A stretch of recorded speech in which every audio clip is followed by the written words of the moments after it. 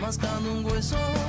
Tu perro, un perro cruel, con la costumbre de no contentarse con los restos. Ovejero que descansa en Manto Negro. Ensayo general para la farsa actual, teatro antidisturbios.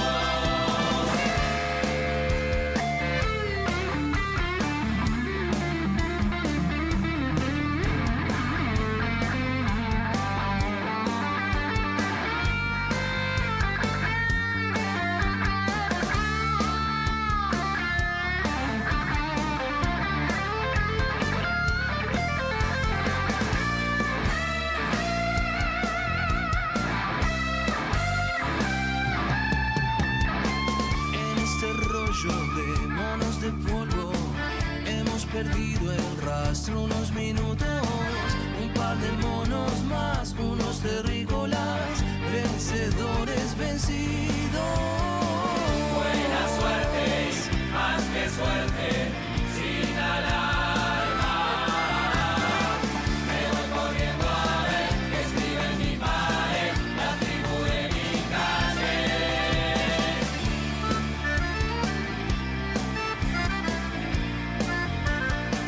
La banda de mi calle, voy corriendo a ver qué escribe en mi pared. La tribu de tu calle, voy corriendo a ver qué escribe en tu pared. La banda de mi calle, voy corriendo a ver qué escribe en mi pared.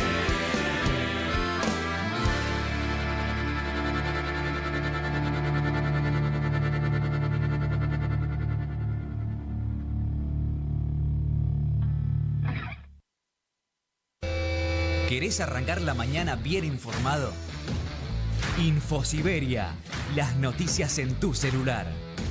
Manda un mensaje de WhatsApp al 11 3205 8813 y recibilo gratis todas las mañanas. Infosiberia. Mándanos un WhatsApp. ¿Qué? ¿En qué momento? 11 65 16 44 46. ¿Sí? No le gustó. Yo le dije de a 2, pero... ¿Eh? ¿Va de nuevo? ¿O querés que lo digo de a 1? Ok. Mándanos un WhatsApp. 11 6516 4446. Ahora sí se siente un Basta un ¿Qué? Me perdí. Ah, me dijiste, el otro lo dije al revés, ¿eh? Mándanos un WhatsApp. Mándanos Sarasa y Noticias. 11 6516 4446. Mándanos. Hoy Chicha se nos fue. En Caput Ana María Cariaga, pero quizás no sobrevuele con su alma de abuela guerrera. pasan cosas. Para darte a vos, Clara Anaí, esos abrazos tejidos y abrigados. El zapabón. Decir que es merecido es poquito, no hay palabras para describir a Chicha. María Victoria. Con nosotros los nietos era sumamente cálida. Yo no me puedo olvidar de los regalitos que nos traía también a nosotros. Eve de Bonafini. Para mí fue una hermana, una amiga, una compañera. No sé por qué la vida nos juntó, pero nos pusimos de acuerdo en muchas cosas.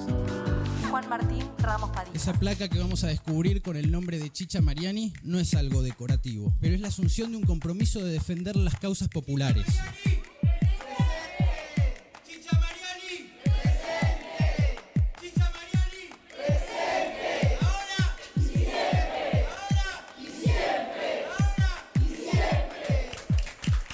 Radio Caput. Hable bajo pero hable, no se case. Esas cosas. Radiocaput.com. Mientras todos duermen, algo muy extraño ocurre en los laboratorios químicos RX. Seguinos en Twitter, @Radio Caput, o en Facebook, Radio Caput. La hora de Moreno. El programa de Guillermo Moreno. Economía, política y actualidad. A puro peronismo.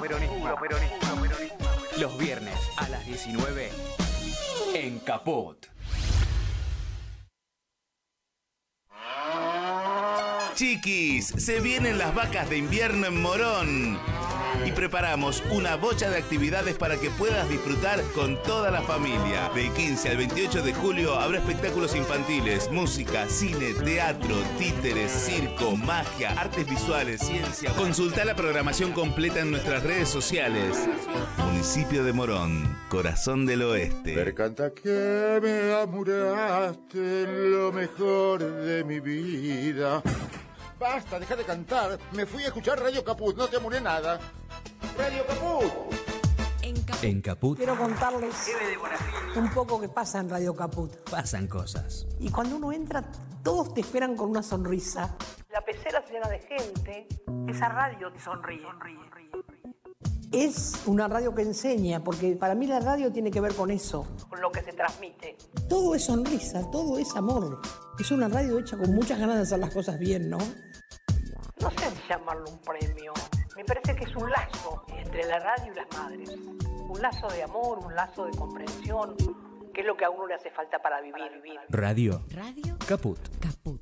Así que Radio Caput, a todos, a los compañeros, a los chicos, a todos. Les prometo que hasta el último día de mi vida, mientras pueda respirar y aunque sea caminar unos pasos, voy a seguir en esta lucha para ustedes, por ustedes. Esas cosas. Radiocaput.com. Estás conectado.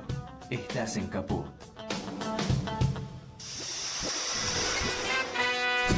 Bienvenidas, bienvenidos a Memoria en Rojo, Amarillo y Morado. Un programa de la ARMH Argentina con la conducción de Nadia Mallorquín y Gladys Avellaneda. Producción Nadia Mallorquín. Memoria en Rojo, Amarillo y Morado por Radio Caput.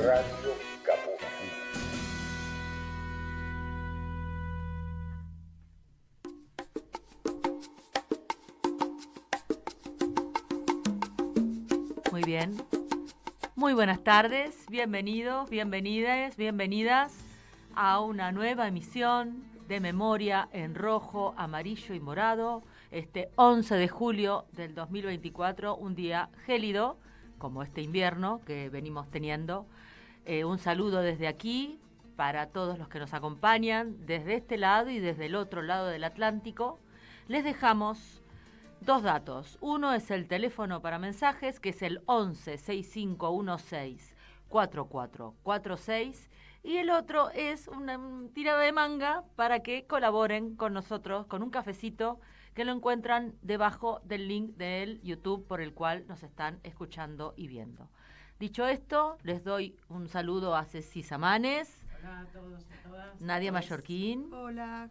Daniel Campione. ¿Qué tal? Buenas tardes. Quien les habla, Gladys Avellaneda. Y bueno, vamos a también brindarle desde aquí, desde nosotros cuatro, desde Memoria en Rojo, Amarillo y Morado, un abrazo muy cálido y muy fuerte a nuestra compañera Susana Maceira. Arrancamos el programa del día de hoy. Falleció Isabel Quinteiro, quien hace apenas unos días, el pasado 23 de junio, cumplía 102 años. A continuación vamos a escuchar Que no se borren de la historia, la columna de nuestra compañera Adriana Fernández, quien nos hablará sobre la vida de Isabel. Buenas tardes a todos y todas. Ayer por la mañana temprano recibí un mensaje de la escritora Susana Maceiras, que siempre comparte sus poesías en este programa, diciéndome que había fallecido su mamá, Isabel Quinteiros. Hacía pocos días, exactamente el 23 de junio, que había cumplido 102 años, hermosos 102 años, en compañía de sus hijas y de sus nietos. Isabel era oriunda de Orense, en Galicia, y tuve el placer de conocerla personalmente hace algunos años. Recuerdo que cuando llego a la casa entro al comedor y había un retrato pintado de ella cuando era joven y me quedé maravillada mirándolo. Y en esa visita me contaba la crueldad que había vivido en el régimen franquista, lo terrible que era cuando los ideales republicanos y la república se llevan en el corazón. Y recordaba el pánico, por ejemplo, que había vivido una vez cuando los falangistas en una oportunidad entraron a su casa revisándola para buscar a su hermano, que ella sabía que estaba escondido. El miedo, el terror que había sentido por si lo podían llegar a encontrar. Su historia y la de las mujeres de su familia queda inmortalizada en el libro Un mundo que no vi, escrito por su hija, Susana Maceiras, en el cual relata los padecimientos sufridos durante el franquismo por las mujeres de esa familia hasta el exilio en Argentina. Isabel ha sido una republicana de ley y ha llevado esos ideales y esas convicciones en el corazón hasta el último día de su vida. Seguirá por siempre presente entre nosotros y acompañamos en este momento tan doloroso a su familia, todo el equipo del RMH y del programa Memoria en Rojo, Amarillo y Morado. Hasta la victoria siempre. Hasta la victoria siempre. Bueno, vamos a ir a un tema musical, señor operador. Es de María José Liergó, Juramento.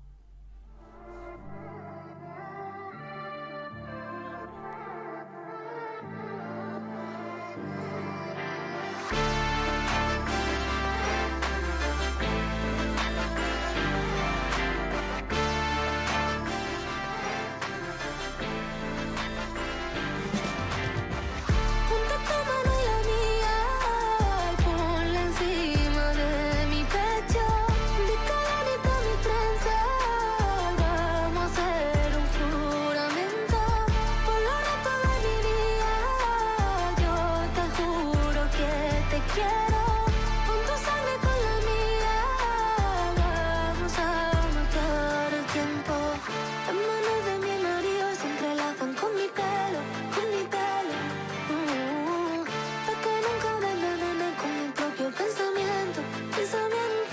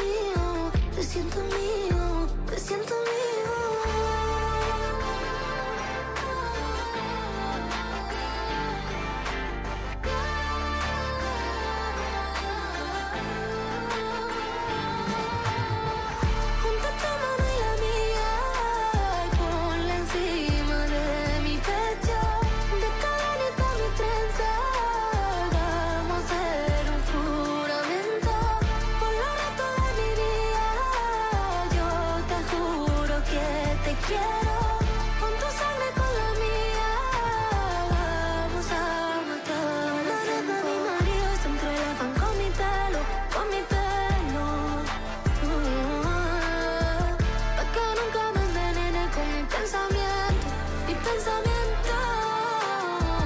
Las manos de mi marido se entrelazan con mi pelo, con mi pelo. Pa' que nunca me envenene mi pensamiento, mi pensamiento.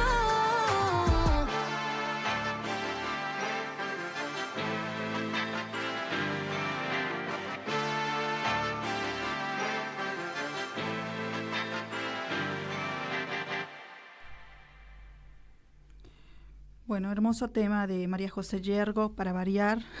Siempre recurrimos a María José Yergo.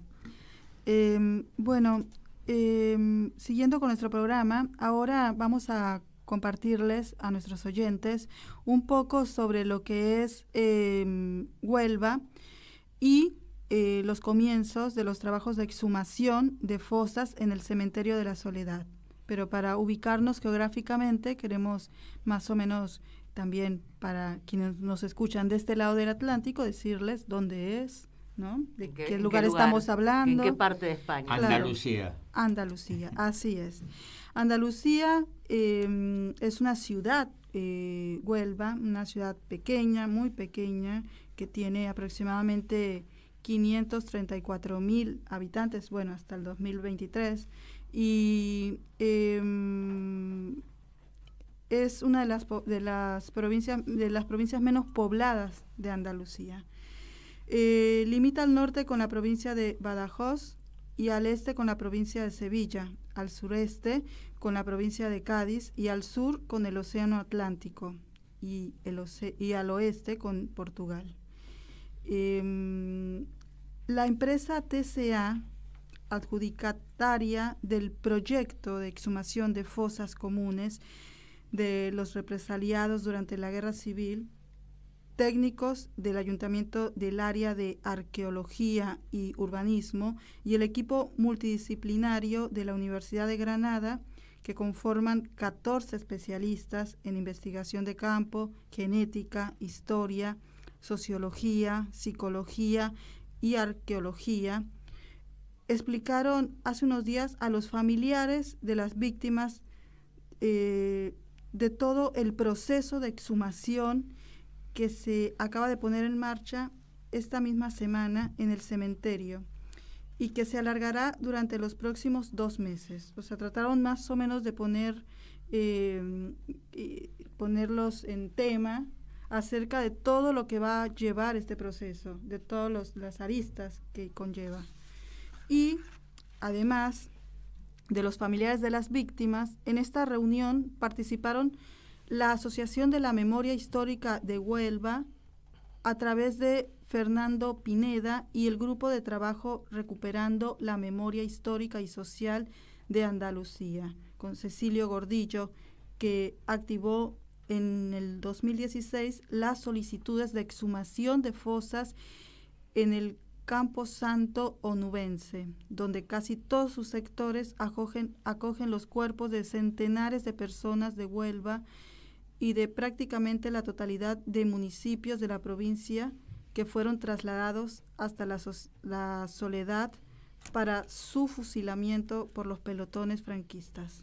Primero en los días de plomo de 1936, aplicándose el bando de guerra, y luego, a partir de 1937, usando los consejos de guerra sumarísimos en los que se les negaba cualquier derecho básico. La primera parte de este proceso de exhumación incluye los enterramientos individualizados de represaliados, cuyos familiares han aportado datos y documentación, y esta ha sido cotejada por los investigadores, y también los trabajos de las primeras fosas comunes ubicadas en el sector San Juan, donde se arrojaron los cadáveres de las personas fusiladas sin ningún tipo de miramiento humanitario. Los especialistas que han llegado a la Soledad ya han pasado por un proceso de exhumación similar en la fosa de Picorreja, ¿recuerdan? Sí.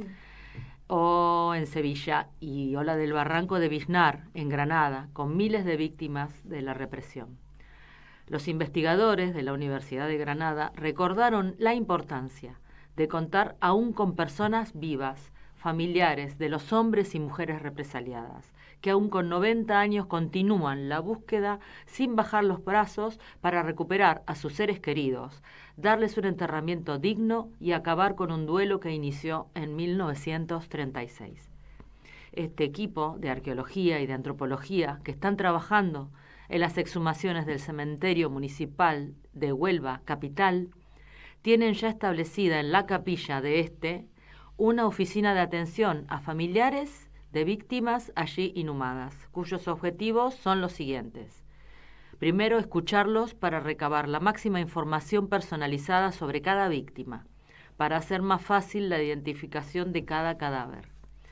Segundo, recibir para su tramitación a la Junta de Andalucía las solicitudes personales de exhumaciones de sus familiares víctimas. Y tercero, tomarles las pruebas de ADN para gestionarlas y utilizarlas en las identificaciones de las víctimas.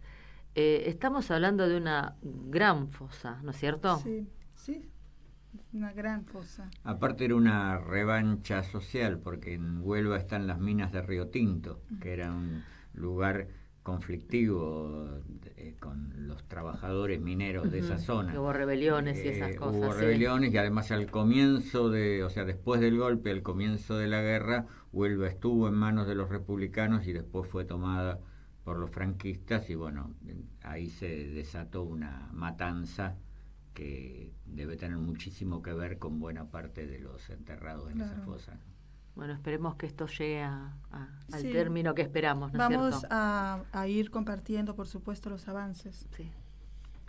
Y ahora nos vamos a ir a escuchar un audio que nos va a hablar sobre otro tema que nos aqueja desde este lado del Atlántico, que es la comunicación de este gobierno, que tiene un formato muy similar al que tuvo la dictadura cívico-militar. Y se basa en los 11 principios de la propaganda nazi de Goebbels. Así que, bueno, no caigamos en la manipulación de las ultraderechas, el odio, la violencia y el ataque permanente como método de acumulación de poder. Estos no deben ser aceptados nunca más. Vamos a escucharlo. ¿La comunicación del gobierno es novedosa? No. Agitar el odio hacia un sector de la población, acusándolo de comunistas y de ratas, no es algo nuevo. Fomentar la idea de que existen argentinos de bien, mientras el resto son parásitos que no agarran la pala, no es algo nuevo. ¿Qué obsesión con la pala? Exagerar datos. En términos anualizados implicaba 17.000% anual. Lo cual anualizado implica un nivel de 17.000%. Mostrar conceptos muy básicos como verdades irrefutables y usar dibujitos para que se piense lo menos posible no son cosa nueva. Fueron épocas tristes y de vacas flacas, hasta que dijimos basta. Y en medio de ese clima de locura, fueron las ratas a sembrar la muerte. Levantar la voz, insultar y estigmatizar antes que argumentar no son cosa nueva. Son los métodos de la propaganda nazi de Goebbels. Así que si usás sus métodos, sus discursos... La belleza de los liberales es para demostrar que somos superiores también en ese aspecto. Somos superiores moralmente, somos superiores estéticamente, somos mejores en todo. Y hasta su vestimenta... Que no te sorprenda que te digan facho. Bien, bueno, y ahora vamos a ir a la columna de nuestra compañera Cecilia Samanes. Arrancamos, por favor. La educación es una cuestión política. La columna de Cecilia Samanes en Memoria en rojo, amarillo y morado. Asesinos que matan al no convencer, porque no saben ver. Los mataron por no renunciar a su lucha por la libertad, y en cunetas sus sueños dejaron volar. Muchos miles cayeron después, con su sangre quisieron borrar. Bien, y en tu columna Lo pedagógico es político, te vamos a escuchar hablando de misiones pedagógicas, primera parte. Bien. Bueno, hoy traigo una síntesis de la Fundación Francisco Giner de los Ríos, que entre sus objetivos se proponía recuperar los fondos documentales de las misiones pedagógicas. para reconstruir la memoria histórica de lo que fue un importante suceso educativo de la Segunda República. A fines de 2006 hasta el marzo de 2007, esta fundación organizó una exposición con todo el acervo documental de esta tarea educativa republicana. Abro un paréntesis, ya que hemos nombrado al krausismo en algunos de los primeros encuentros, y vale explicar de qué va este sistema, porque tiene relación con los fundamentos, los pilares fundamentales de las misiones pedagógicas. Este señor, don Karl Christian Friedrich Krause, Carlitos para los íntimos, vivió entre 1781 y 1832. Era un filósofo y amigote de Schelling y Hegel, grandes filósofos de la época. Intentó abrir un pensamiento intermedio entre esos dos grandes enfoques alemanes que se disputaban hasta ese momento, que eran el idealismo, espíritu, ideas, teoría, y el materialismo, naturaleza, hechos, práctica. Este pensamiento fue la base de la Institución Libre de Enseñanza, la ILE, que ya también hemos nombrado en varios momentos, en varios capítulos, cuyos principales representantes e impulsores de Carlitos Krause en España fueron Julián Sanz del Río y Francisco Giner de los Ríos. En España, este punto medio estaba en conciliar el conflicto entre tradición monárquica y la modernidad que traía la Segunda República, en cuanto al arte, la educación y la cultura. Aquí aparece un tal don Manuel Bartolomé Cosio, que vivió hasta 1935. Fallece cuando ya había avanzado la Segunda República. Este señor, don Manuel, estudió en la ILE y fue alumno y sucesor de Giner de los Ríos. Por lo tanto, fue krausista y estudió en Bolonia, se especializó en Historia del Arte. En 1883, mucho antes de la Segunda República, fue nombrado director del Museo Pedagógico Nacional. Para fin del 1800 fue enviado a Francia, Bélgica y Holanda para tomar y aprender de los principales cambios y modernización escolar y educativa. Viajó acompañado de su mentor, Giner de los Ríos, y un grupo de compañeros de la ILE. Allí de esta manera llegamos a Cosío, que durante la Segunda República presidió el patronato de las misiones pedagógicas, lugar desde el cual puso en acto esta función educativa para llevarla a lo largo y a lo ancho de toda España, pensada por Giner de los Ríos, su mentor, allá por el 1800 en realidad. Cosío decía que no había que enseñar a los campesinos, sino que disfrutaran y que conocieran todo aquello que también forma parte de la cultura. Ya veremos algunos de sus elementos y de qué manera esto fue llevado a cabo. Algunos datos para tener en cuenta cuando se ponen en práctica las misiones pedagógicas y la ILE es que para 1930 el 75% de la población vivía en el campo y el 35% era analfabeta. La modernidad y las ideas ilustradas no llegaban al campesinado. En las aldeas vivían sumidos y sumisos al poder casi feudal de la organización política de cada lugar. No había luz eléctrica, no conocían los automóviles y no había caminos. Estamos hablando del principio del siglo XX. En este contexto, el maestro de escuela era el primer elemento de modernidad que se acercaba a los poblados alejados de las grandes urbes, de las grandes ciudades, generando una fuerte resistencia de esas autoridades feudales en el mundo rural. Perdón, Cecilia, estamos hablando de 1930 en Europa. Sí. Claro, en un contexto en el cual el desarrollo del capitalismo ya estaba como bastante avanzado sí. En otros países de ahí cerca, o sea, Alemania. Inglaterra, Francia, y España estaba muy muy, muy atrasado. Sí, y Alemania estaba avanzado industrialmente, era un país muy industrializado, a pesar de que todavía tenía reinados. Los reinados se resuelven en Alemania con Hitler recién, ¿no? Pasado en 1936 en realidad. Pero bueno, España casi fundamentalmente era el granero de Europa, como Argentina, el granero del mundo, ¿no? Y trabajaba de su minería. De hecho, toda la zona norte era fundamentalmente minera. También quizá para seguir manteniéndose como granero de Europa tenía que tener esas condiciones que estabas mencionando, ¿no es cierto? El campesinado, la cantidad de campesinos y analfabetos, y bueno, claro. Y una falta de contacto y unión, que es lo que van a hacer estos maestros, van a tratar de llevar esa información que está en otro lado a donde falta. Sí, culturizarlos y también cuando hablamos de la Feria del Libro, que se empezó a llevar a las aldeas, perdón, tenía el sentido de construir ciudadanos, de construir ciudadanía, un poco lo que fue alrededor de los años 1880 en Argentina, ¿no?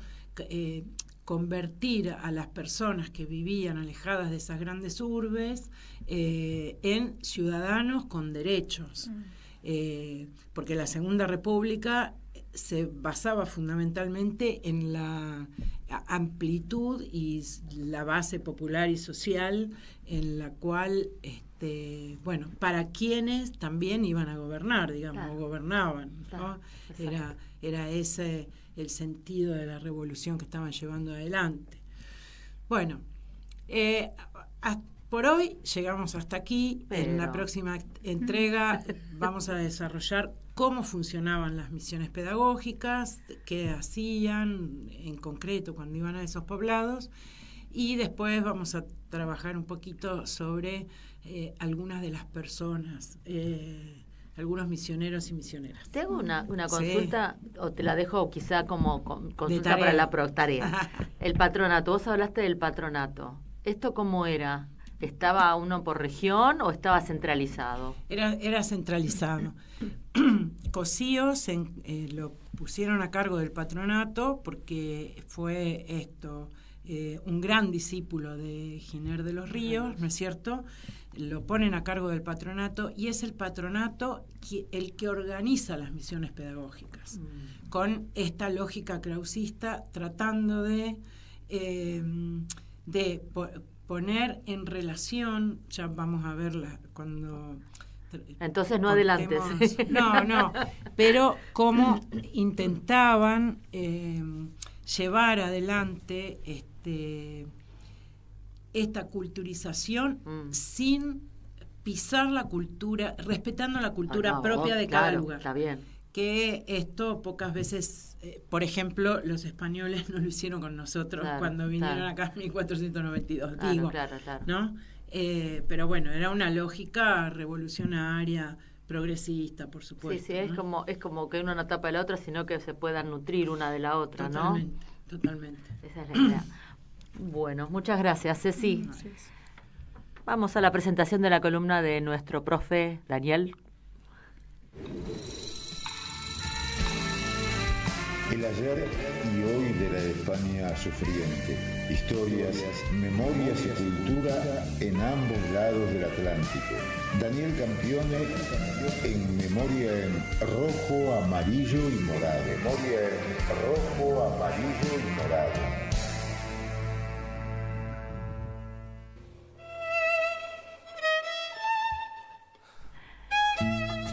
Y bien, aquí estamos con nuestro profesor, investigador, escritor, Daniel Campione, en su columna titulada Francisco Carreño, vocación revolucionaria sin fisuras. Bien. Interesante nombre, el sin fisuras. Exacto, porque no hubo fisuras, como en tantos casos. Carreño, Francisco Carreño Villar, es bueno rescatar el segundo apellido, no por ningún afán de levantar prosapias, sino porque hubo otro Francisco Carreño, valenciano, artista plástico, republicano también, pero no anarquista. Francisco Carreño era anarquista. Entonces hay que diferenciarlo. Y lo incorporamos a él a la lista, digamos, o a la serie de aquellos voluntarios que fueron de Argentina a España en los años de la Segunda República y de la guerra, y que son poco conocidos, no anónimos, porque hay recuerdo público de ellos. Carreño, si se consulta con un poco de dedicación al Mr. Google, se encuentra con algunos portales y algunos Instagram anarquistas, libertarios, que rescatan su figura. Pero ocurre que Carreño nació en Bilbao, en el País Vasco, pero pasó una parte importante de su vida, y de aquí partió para allá, a ambas orillas del Río de la Plata. Ajá.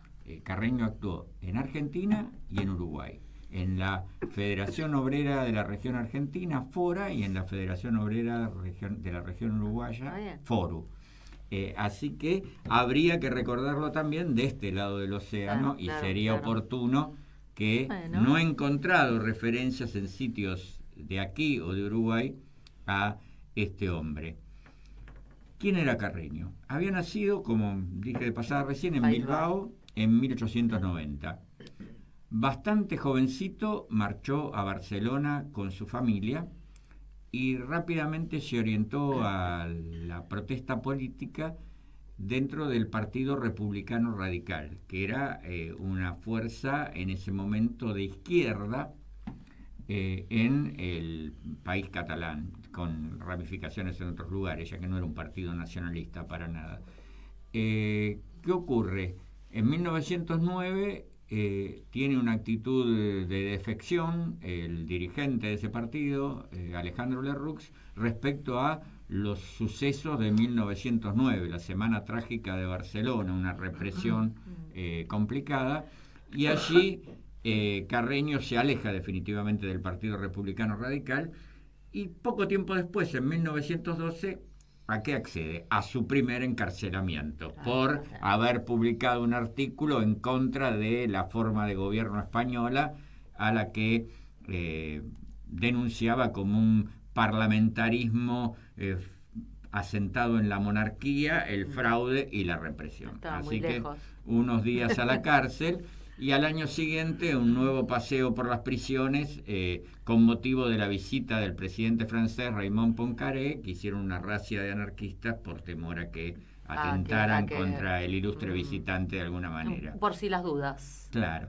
Durante los años posteriores, Carreño participó en lo que se llamaba la bohemia revolucionaria, los hombres del café, de la noche, ligados a ideas de izquierda, particularmente, pero no solamente al anarquismo, y inició sus pasos en el periodismo, algo que lo acompañó prácticamente todo el resto de su vida.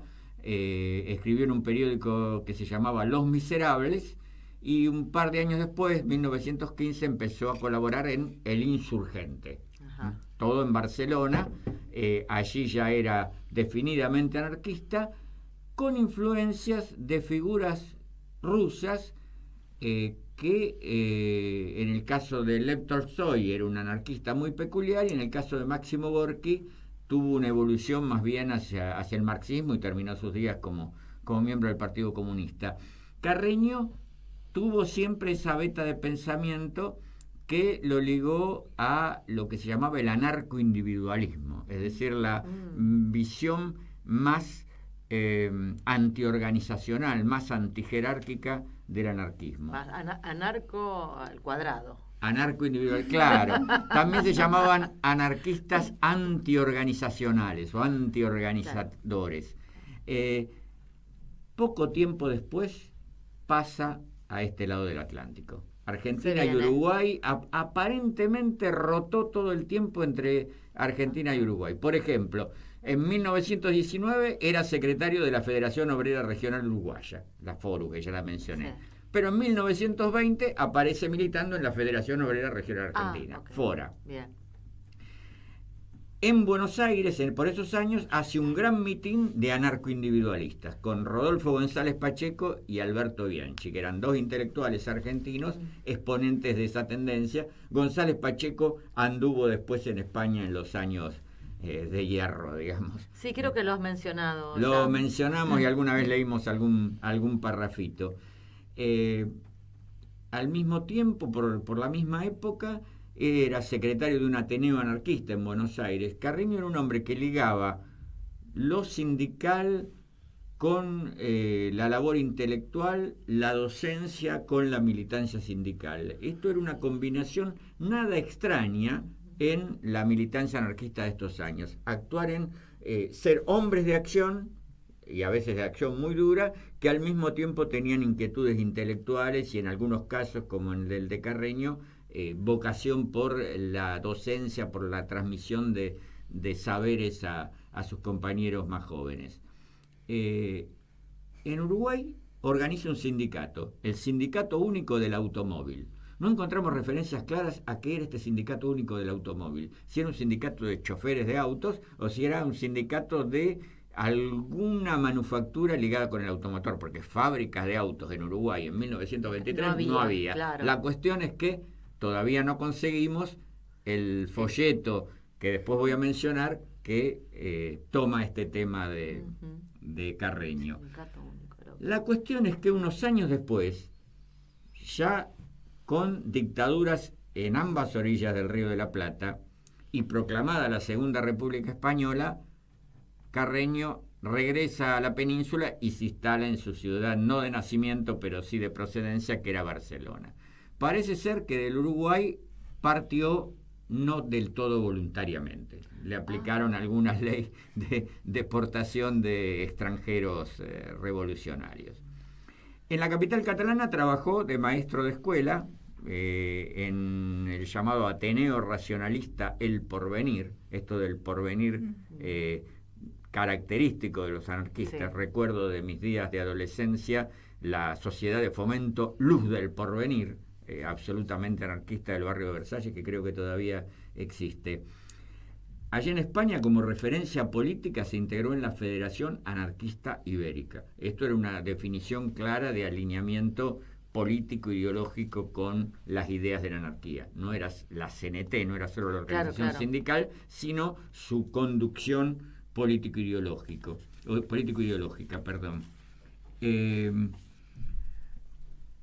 En España, como hombre de la FAI, va a realizar numerosas actividades propagandísticas, recorre varias localidades de Cataluña y así llega al momento del golpe del 18 de julio de 1936 y actúa Carreño en la exitosa resistencia barcelonesa frente a los militares sublevados. Concretamente, está informada su participación en el asalto al cuartel de Atarazanas, que fue de algún modo el capítulo final de la derrota de los sediciosos en Barcelona. Y allí queda incorporado no a las funciones de retaguardia, sino que sale para el frente. ¿Con quiénes sale para el frente? Bueno, con la columna Durruti, como correspondía. Claro, y poco después aparece mencionado como responsable de información del Comité de Guerra.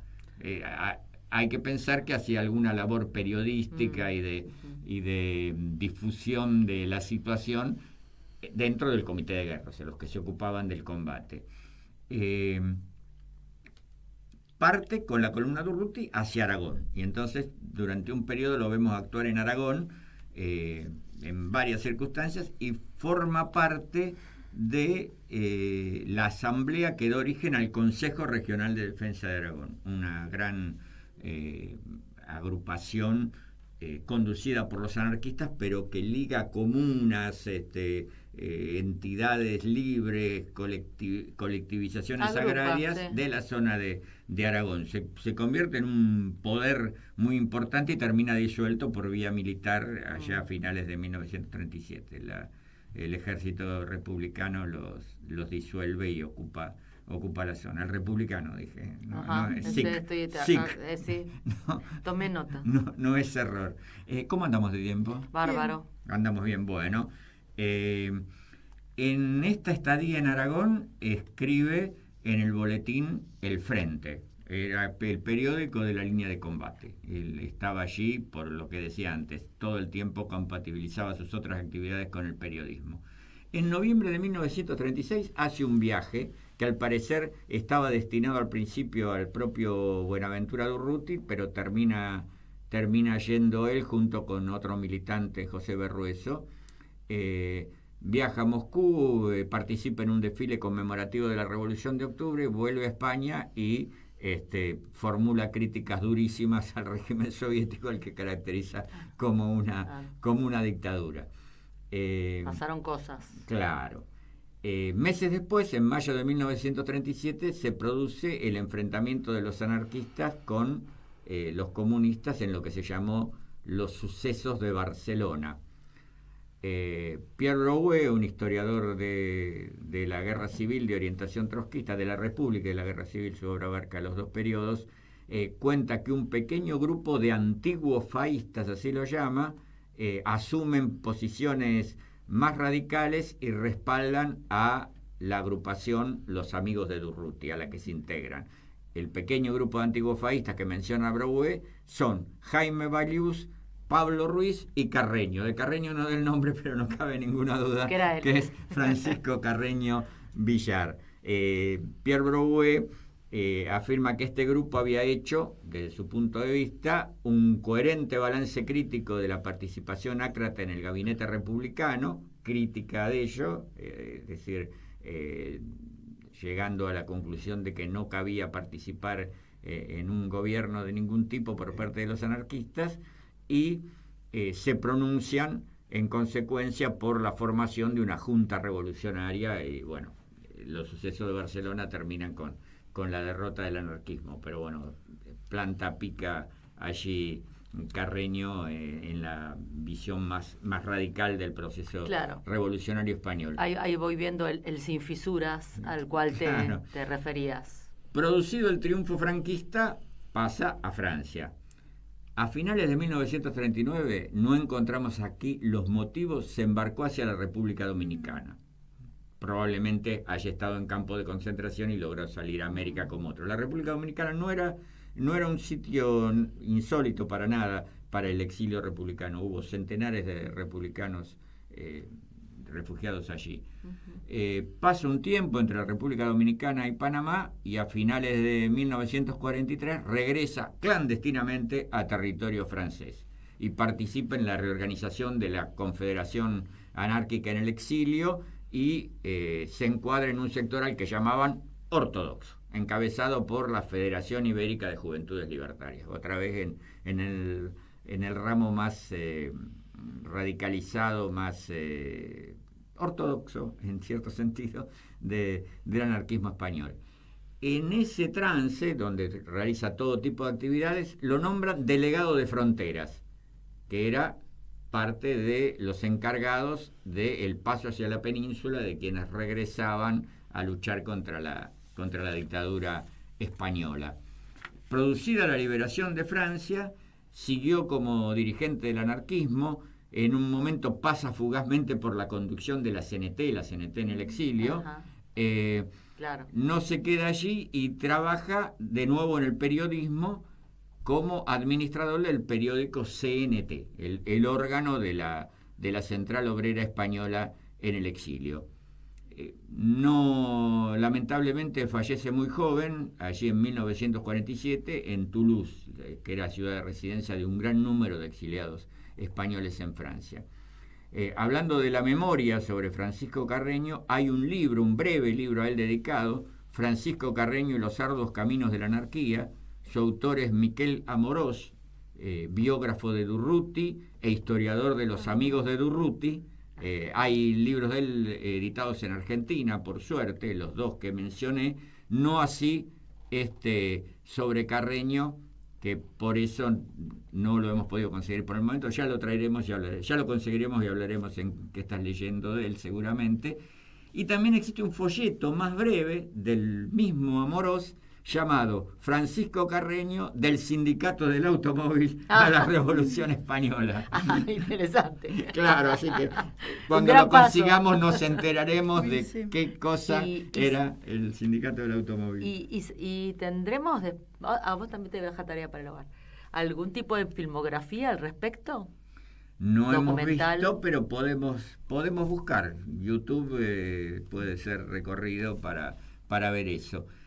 Además, seguiremos buscando si hay alguna publicación en Argentina o en Uruguay que trate de Carreño, claro, y en particular de su trayectoria rioplatense, aunque por lo visto Amorós, con esto del Sindicato de Automóvil a la Revolución Española, algo habrá tratado de su periplo oriental y rioplatense. Porque filmografía sobre todo el conflicto, ¿no?, que se genera en España y cómo el anarquismo termina y cómo termina y toda la situación que hubo entre los diferentes corrientes, ¿no? Sí, eso hay documentales, sí. Hay ficción también, hay mucho sobre Durruti. Hay ficción y hay también, sí, pero hay muchas imágenes de... Sí, hay...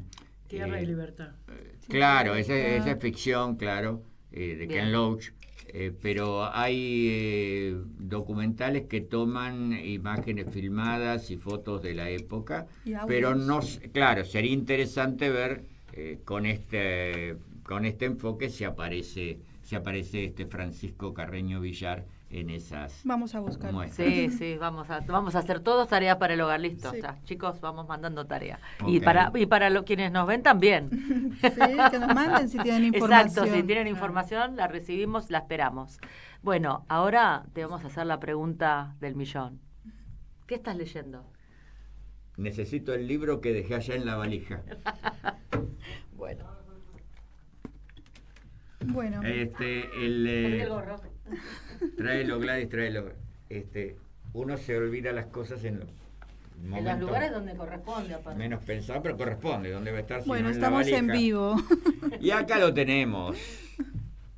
Acá lo tenemos. Un autor muy conocido por todos, Manuel Vázquez Montalbán. Sí. Una compilación de sus escritos durante los años 1975 a 1977, es decir, la modélica, la ponderada, la tomada como ejemplo por muchos políticos argentinos, transición española. Bien, Vázquez Montalbán se dedica a la transición española con una mirada poco reverente en esta compilación que se llama Cómo liquidaron el franquismo en 16 meses y un día. Y gran parte de su atención está puesta en cómo se metamorfosean en demócratas y cómo se enfrentan a el franquismo residual y cómo disuelven Falange y cómo se convierte en primer ministro de la democracia este señor que sale acá con un globito de historieta que dice dejadlo de mi cuenta, que es ¿cómo se llama? Suárez González, Adolfo Suárez González, el primer ministro democrático de la transición española que perduró en su cargo hasta 1981.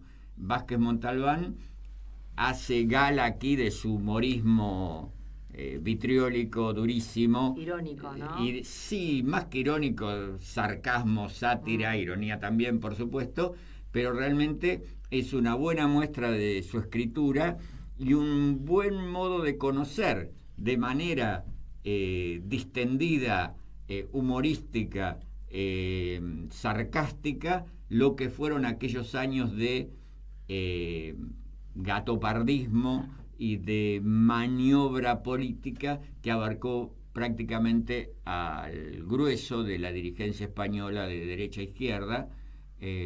No pierde Vázquez Montalbán la oportunidad de reírse de la ultraderecha, de aquellos que escribían en el Alcázar o en la revista Fuerza Nueva y que fundaron su propio partido fascista en estos años, pero no se limita a ocuparse de ellos ni mucho menos. Su punto mayor de atención está puesto en esos conservadores católicos franquistas que se visten de demócratas e incluso cambian su propia historia.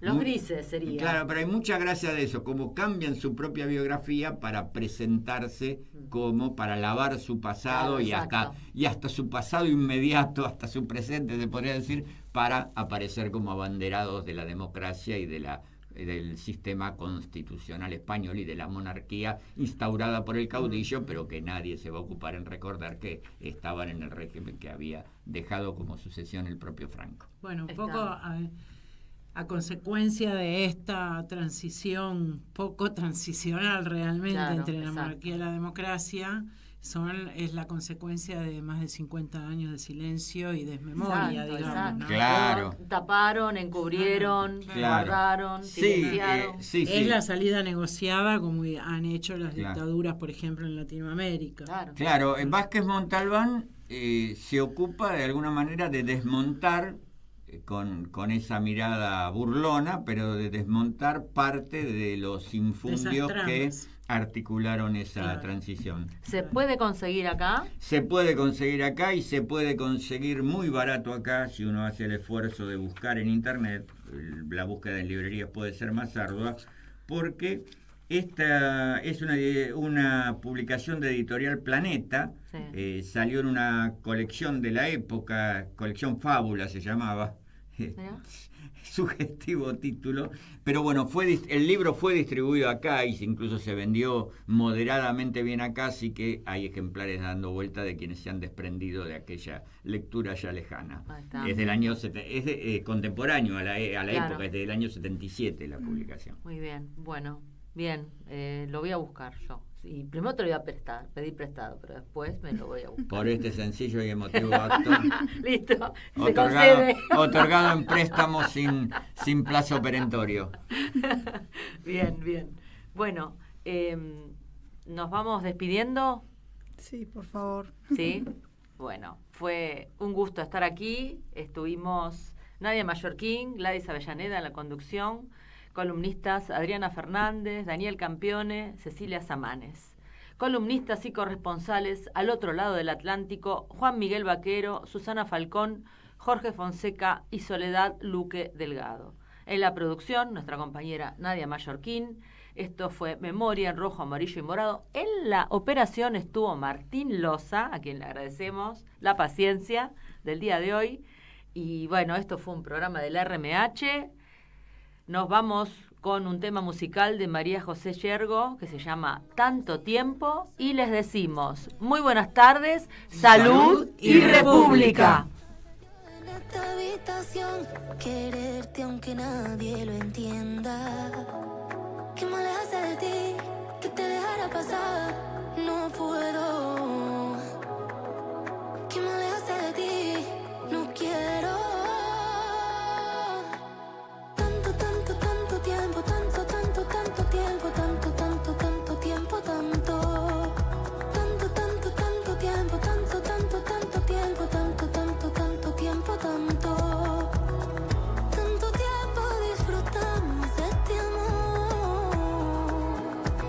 Nuestras almas se acercan.